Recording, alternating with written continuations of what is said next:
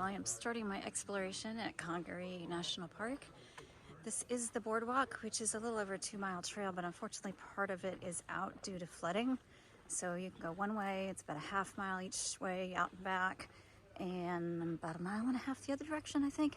So I'm going to try to take the longer route and then maybe also do some of the other trails in the park. I think there are about 20 miles of trails altogether. And yeah, so we're just going to poke around and see what we see.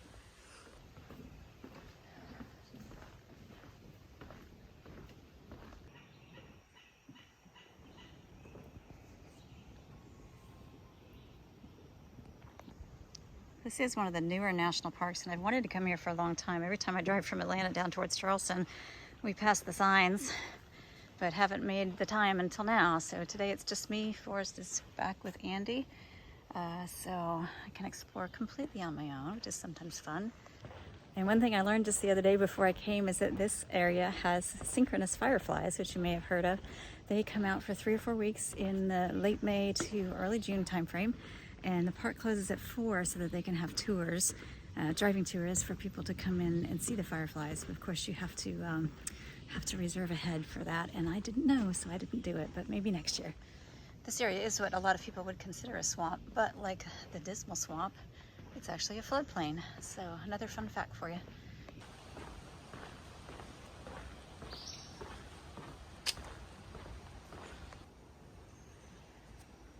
All right, here is the split where I have to decide which way to go for the longer route. That's the short path, I believe, so I am heading this way. It's almost 1 o'clock, and the light coming through the trees is almost like a morning light. It's really beautiful. This part of the boardwalk's a bit older than the part where I first came in. It's a little wobbly up and down a bit, I guess. But just watch your step. It can get slippery when it's wet.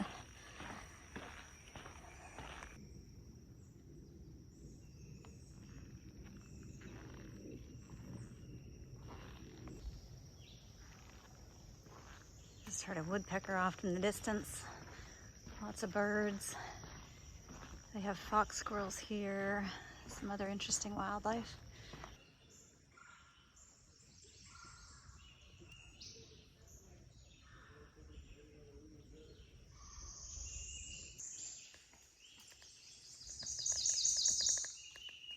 You hear all those birds?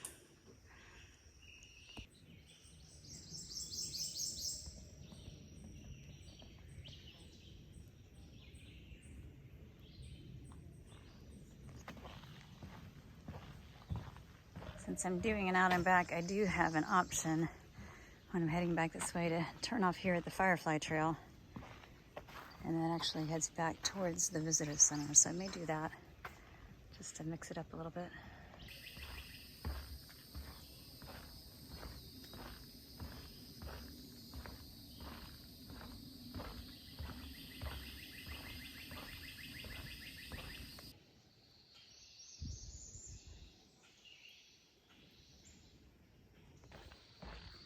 As you walk along the boardwalk here, there are about 20 different interpretive signs, and you can get the little brochure to go with it to tell you what each of them is indicating. And I believe number 19 that I passed points out an area where there was a maroon community, kind of like I saw up at Dismal Swamp. And that's a place where escaped slaves banded together in community to kind of hide out until their freedom came. A long wait for some of them, but finally it did. The water here does look like a creek, but because it's a floodplain, it's not moving as it would be in a swamp. And underneath all that water and those piles of leaves, like you can see there, the mud is about 8 feet deep and very rich in nutrients for all these trees. Case in point, look at how those little pine seedlings are growing up out of that tree trunk. That's pretty cool.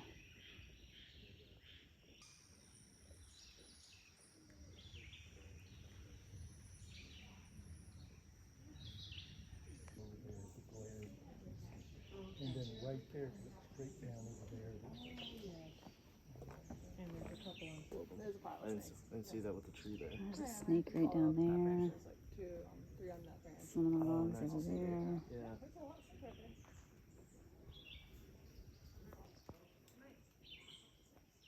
Another one over there.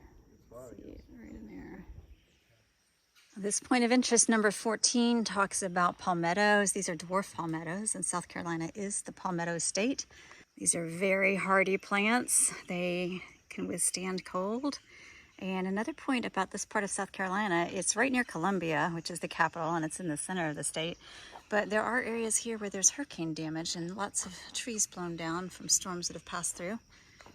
They also use prescribed burns here, so there are some sections where you can actually see some fire damage from those burns.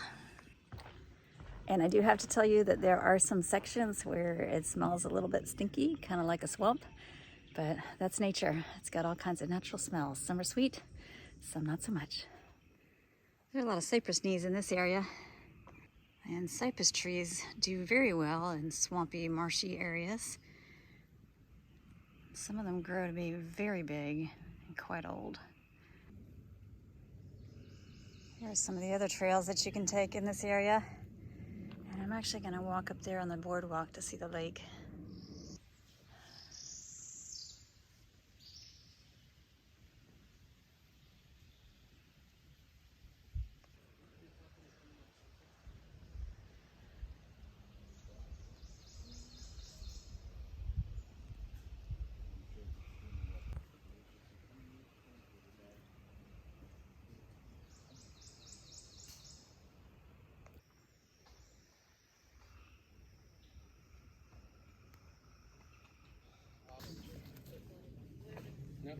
That's a big fat tree.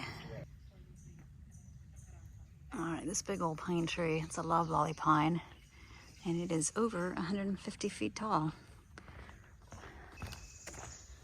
When you come past the lake and the viewpoint there, the trail gets much lower down into the marshy areas itself with a few little side trails off, so it's kind of neat to be, instead of up looking down, actually be in the forest here.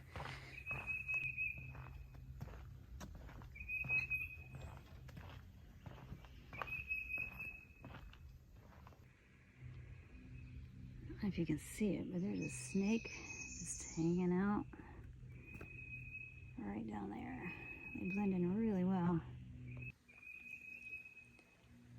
When I see things like that snake so well camouflaged, I always wonder what else I'm missing as I'm walking through the woods. A bunch of birds feeding over in there, beyond the trees. Oh, those little white birds over there. They might be cattle egrets, but I'm not sure. It's a little hard for me to tell from here. All right, I'm reaching the end of the line here. This is where the boardwalk is closed from some damage, and this is the Sims Trail. I could go down that way if I want. Looks like I could also go that direction on the Sims Trail back towards the lake, and I think there's a canoe trail back there, kayak trail. But I think I want to be adventurous and head back in this direction.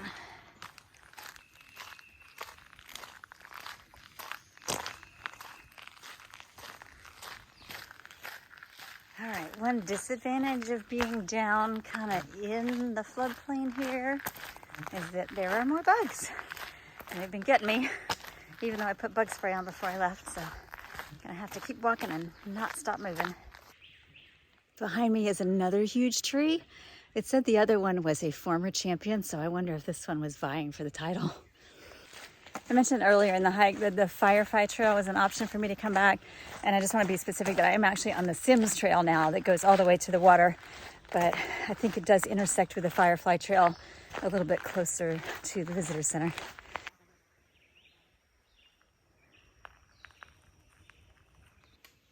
All right, I'm at the end of the Sims Trail, and the visitor center and the Firefly Trail go this way.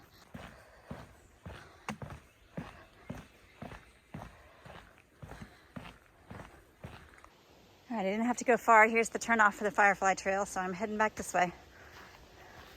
And this is a little bit more narrow. The other Sims Trail was more like a road, but this is a little bit more narrow, a bit more like a traditional hiking trail, if you will. And And this is a really pretty little route. It's kind of nice to get off the boardwalk for a minute, be a little bit closer to nature.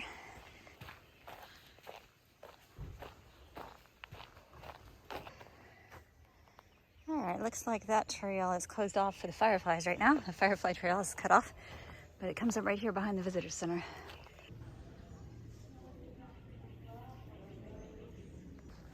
Well, that was a really nice little hike. I think I probably did about 3 miles altogether, cobbling together the different trails. And you can see from all the cars here that this is a popular place on a Sunday afternoon.